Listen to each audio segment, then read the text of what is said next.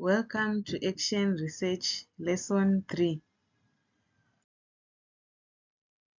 So for Lesson 3, we're going to cover how to formulate a research question.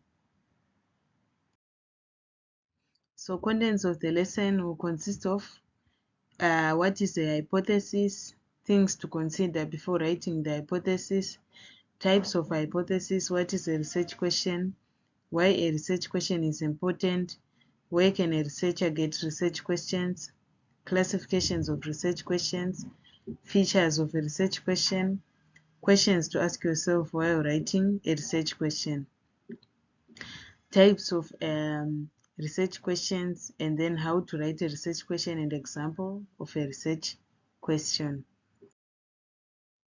So let's start by explaining what is an hypothesis. So the definitions of hypothesis are many. Like you see here, we have 4. So we're going to run through them shortly. So hypothesis is a suggested answer to the problem under investigation. That's Townsend. Then a hypothesis is a tentative generalization, the validity of which remains to be tested by best. Hypothesis is a proposition which can be put to test to determine its validity. It may be proved correct or incorrect. That's good and hard. A hypothesis is a conjectural statement of the relation between two or more variables, Kellinger. But you see, from what I can see here, is better we use the first definition, the one which is saying hypothesis is a suggested answer to the problem under investigation. Because we are doing action research, we are targeting problems or issues at the workplace. So characteristics of a hypothesis: number 1, it is phrased. So it's a summary. It's a phrase as a statement, not as a question. A hypothesis is not a moral or ethical question, but rather a testable statement. In quantitative research, the hypothesis is stated prior to conducting a study. It predicts the relationship between two or more variables. A hypothesis can be tested or verified. So either validated, meaning proved as true, or invalidated, meaning proved as false. It is not too general and not too specific. It's 50-50. Must be stated in clear and unambiguous terms. Hypotheses are derived from theories. Hypotheses usually state the relationship between two or more variables, like I said above. So the things you need to consider before you write an hypothesis is: 1, remember this is an intelligent guessing about the solution of the problem. So since the hypothesis is the intelligent guess or tentative solution, so there must be a base. Without a base, one cannot formulate a hypothesis. So the base for a hypothesis is usually review of literature or theories. So keeping these bases in mind, one can formulate an hypothesis either in a null hypothesis form or a directional or alternative form. This we're going to discuss ahead a bit. Based on a review of literature, if the researcher finds that no research has been completed related to the problem under study, then the researcher must formulate an hypothesis in the null form. But on the other hand, if the researcher finds the research has been conducted somewhere about that problem, but these are few which may not have a strong base for giving direction, so on those conditions, the researcher can formulate the hypothesis again in the null form.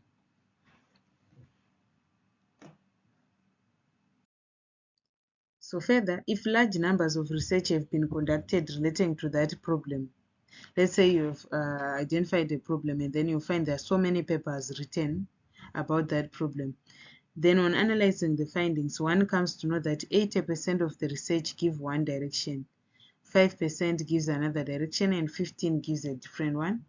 So the researcher there, you can formulate an hypothesis in the directional or alternative form. On the other hand, if you are unable to get clear direction based on the review of literature, the researcher must formulate hypothesis in the null form. So normally, based on review of literature, hypothesis is formulated in the null form. It is possible that the researcher is conducting a research on a problem from which there is a theory. So if so, then the researcher must formulate an hypothesis in the directional alternative form. As for every hypothesis, there must be a base, so it must be written in the present tense. So types of hypothesis. It is very difficult to give such a classification of hypothesis that can be accepted universally, because there are different scholars or researchers that have classified the hypothesis in different ways. But based on different classifications, the types of hypothesis can be described as follows. One, we can have declarative hypothesis. So if a researcher formulates the hypothesis by keeping in mind some expected result, it is called declarative hypothesis. So this is also called alternative or research hypothesis by other people. So researcher expects some result based on his or her experience in the field, or based on the review of literature, like I had said earlier. So he or she converts such expectation in the hypothesis. It means he makes some declaration about the results of the research. That is why such a hypothesis is called declarative hypothesis. So under declarative hypothesis, we have two types. So the first one is directional, and the second one is non-directional hypothesis. Remember, these are under the declarative hypothesis. Then we have so let's describe those two which we have classified under the declarative, the directional and non-directional. So for the directional hypothesis, this hypothesis showed the expected direction of results. You see, it's saying directional, meaning there's a direction.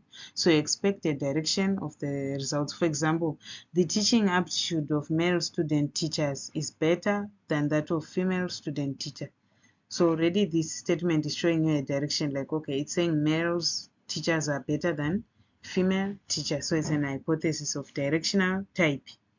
Then the second type is non-directional hypothesis. So non-directional hypothesis does not indicate the direction of the results, or in which the results is not expected in favor of a certain variable. So for example, there you can write a statement like, there's a difference between the teaching competency of males and females of higher secondary school. So this is a hypothesis, but it's a non-directional hypothesis because it's not showing any direction, but it's just saying there is a difference between the teaching competence of male and female teachers in higher secondary schools, but it's not pointing that males are better or females are better, but it's just saying there is a difference somehow. So that one is called a non-directional hypothesis. It will not show you direction, but it will just show you that there is a difference somewhere, but will not show you direction of that difference. Then hypothesis, second type now from declarative, is the question hypothesis. So in this type of hypothesis, instead of expecting a certain result, a question is formed asking whether a certain type of results will be there or not. So for example, in the context of the research title, a study of exam anxiety of higher secondary school students in the context of their stream, the question type hypothesis will be as follows. You can say, is there a difference between exam anxiety of arts, commerce and science students of higher secondary schools? That is a hypothesis in question form. Or you can say, is the exam anxiety of arts student of higher secondary school higher than that of science students? So questions you can have hypothesis in the form of questions. So let's go there. Null, the third one is null hypothesis. So in this one, if the context of the dependent variable, the hypothesis indicates no difference between two or more levels of independent variable, it is called null hypothesis. So null hypothesis indicates no relationship between the two variables you want to study, if correlational study is there. So null hypothesis is indicated by the symbol HO. Such a hypothesis is called no difference type of hypothesis or no relation type of hypothesis. For the study of the impact of instructional methods on the achievement of students grade 9 in English, null hypothesis example can be as follows. 1. There is no significant effect on the instructional method on the achievement of students of grade 9 in English. Or you can say there is no significant difference between the achievement of students in English who have learned through computer-assisted instruction and program learning material. So here you are refusing, like there's no relation, there's no difference in two variables. So now after knowing hypothesis, the next thing you want to know is what is a research question. So a research question is carefully worded question that addresses the aspect or concept of a hypothesis. So it is a key element of research study because it defines the main purpose or direction of the study. So a researcher may have a clear idea of the main theme of their research, but defining this idea in terms of a testable research question is an essential part of the research process. So a research question is a question that a study or a research project aims to answer. So this question often addresses an issue or a problem which through analysis and interpretation of data is answered in the study's conclusion. So this is a question which you create from the beginning of a study, and then you expect an answer towards the end of your study when you have done the results and discussion part. When you are now talking the conclusion, that's where the answer of the research comes. But from the beginning, you have to make the question before the answer. So as a result, these questions are dynamic. They keep on changing. This means the researcher can change or refine the research questions as they review related literature and develop a framework for the study.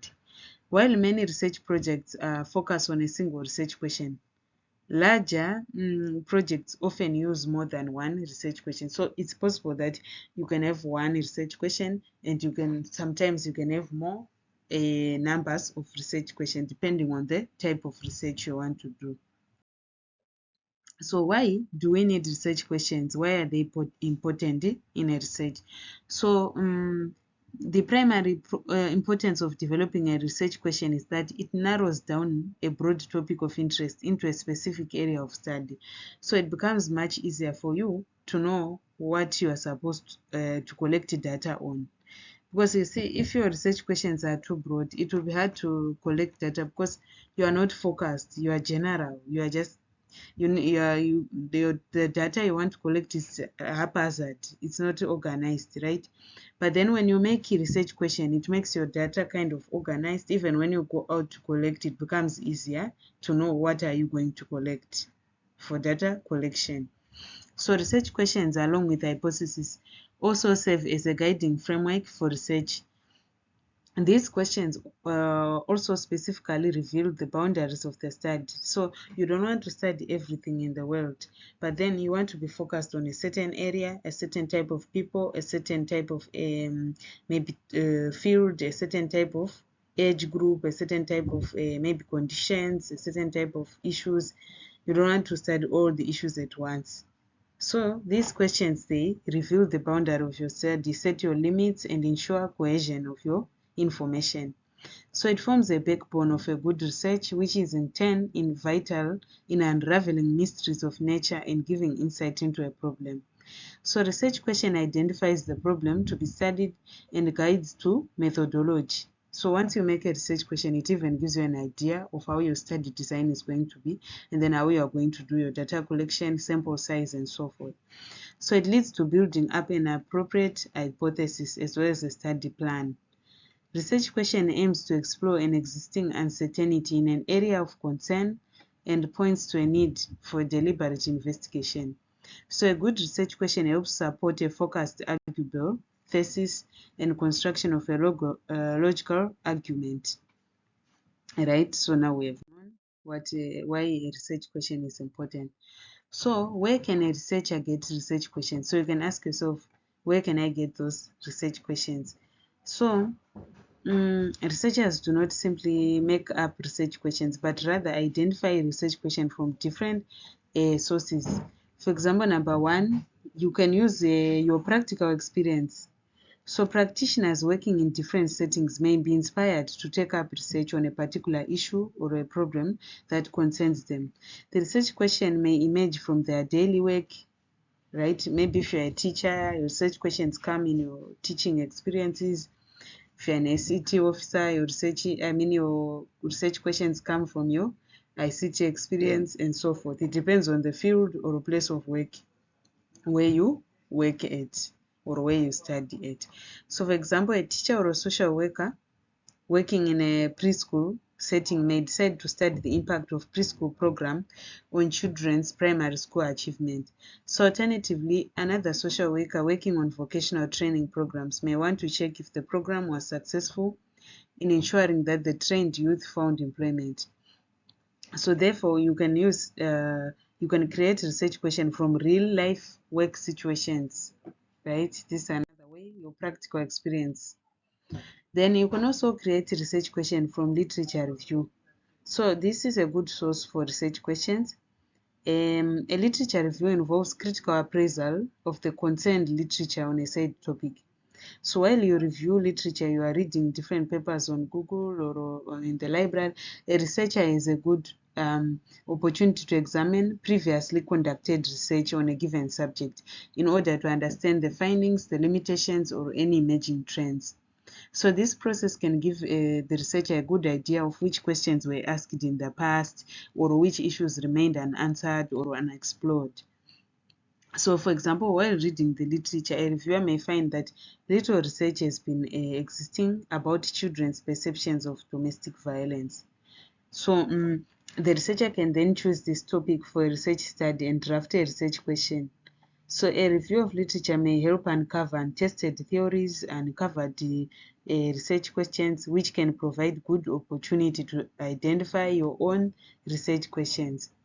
So researchers may use existing theories to test their applicability in various situations. Another way to get your research question is brainstorming. So you can brainstorm, you can do critical thinking. You sit down, you think. You can think yourself or with your colleagues, your friends, or faculty members to generate and refine ideas for research questions. Make a list of all possible questions you can think of related to your interest area.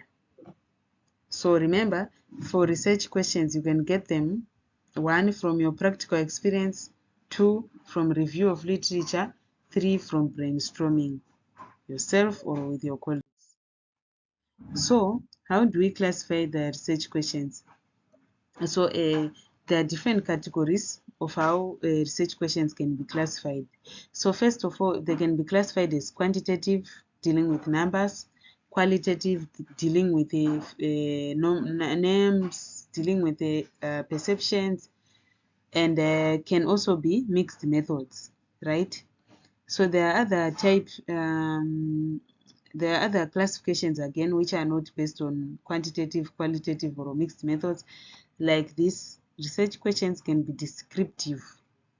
So you are describing something, a particular issue. For example, you can say what percentage of low-income children complete primary school in the communities of Pomani. That is descriptive. Then second, explorative questions. So these questions explore a particular issue or a phenomenon and usually involve 2 or more variables. So example is there a relationship between maternal education and children's school completion in rural Machakos? So this is another way of asking your research question, explorative. You have 2 variables. Is there a relationship between maternal education and children's school completion in rural Machakos? And then 3, explanatory questions. These questions seek to establish causal effects between 2 or more variables. So for example, you can say, do parents who have completed their bachelor degree have the same aspirations for their daughters? See, explanatory questions. So the type of question you ask will determine the study you are conducting and will relate to the methods which you want to use for your study. Again, on this classification of research question, we have descriptive, comparative. So for example, someone can say a researcher will ensure that all the same between groups except issue in the question. For example, are germ cell tumors occurring in gonads more aggressive than those occurring in extragonadal sites? So you are describing and then you are comparing. Then causality. Causality: does deletion of p53 lead to worse outcome in patients with neuroblastoma? Cause. Then causality comparative. For example, you can say, does surgical resection improve survival rate outcome in children with neuroblastoma than with chemotherapy alone? Then causality comparative interaction. Does immunotherapy leads to better survival outcome in neuroblastoma stage 4 than chemotherapy in setting of adverse genetic profile than without it? You see, so all these are almost similar to descriptive comparative. You describe something and then you compare again. Okay, then we look at the features of a research question. So a research question, they should be broad in scope. So you likely have 1 to 3 questions that guide your action research process. So it is unlikely that you have more than 6 research questions. So these broad questions can be subdivided into smaller questions if you like. However, realize that in general, or it generally isn't possible for one project to cover everything. So if you spread yourself too thin, you learn a little about many things. So if you focus, you learn a lot about the things which you focus. So for future improvement, the latter is probably better. Then there should be research questions or questions about the action rather than data collection questions. So questions to be asked of participants in an interview or on a survey. So your data collection questions will be derived from the research questions. For example, a research question in action research could be, how do I get my students more involved in class directly? Whereas in an interview, you can ask like this, what could make you want to be involved in a class discussion? So the research questions in action research are more about the action itself. Then another feature of the research is they should, when answered, have an impact on your practice. So remember we said you look for a problem in your workplace and so forth. So then after looking for a problem in the workplace, your research question also should be focusing on that problem and then also on the practices happening at the workplace. So this is the very essence of action research, that it involves practitioners on a data-driven journey through which they can explore their own practices and develop action plans for improving those practices. Make the research questions personal and reflective of your concerns as a practitioner. They should be also answerable. The point may seem obvious, but it's surprisingly easy to dream up questions that are too big and involve phenomena which can't be readily studied through observation. So ask questions which you can be able to answer. Then a summary of the features of a good research question. So characteristics of a good research question are expressed by the acronym or mnemonic called FINA MAPS. FINA MAPS. So F means your research question should be feasible, doable, interesting, novel, that brings something new, ethical, should respect the ethics of people, relevant, manageable, appropriate, potential value, publishability, and systematic. So these features should always shine in your research questions. All the research questions should feature these things. FINA MAPS. Alright, so under feasibility, now we can just describe it briefly. Feasibility means that it is within the ability of the investigator to carry out. Your research question should be something that you are going to investigate, not something you leave and then you leave others to look for.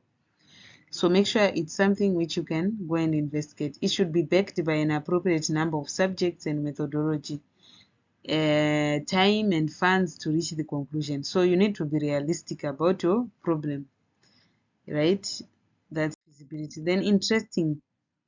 This is essential that one has a real grounded interest in one's research question and can explore this and back it up with academic and intellectual debate. So this interest will motivate one to keep going on with that research question. So if it's not interesting, you end up giving up on your research. Novel, there should be something that this research should bring, something new, and also she should be very clear. Ethical, you respect the ethics of people, minimize harm, protect people's privacy, their confidentiality, maintain it, and also allow your participants the right to withdraw from the research if they are tired of it.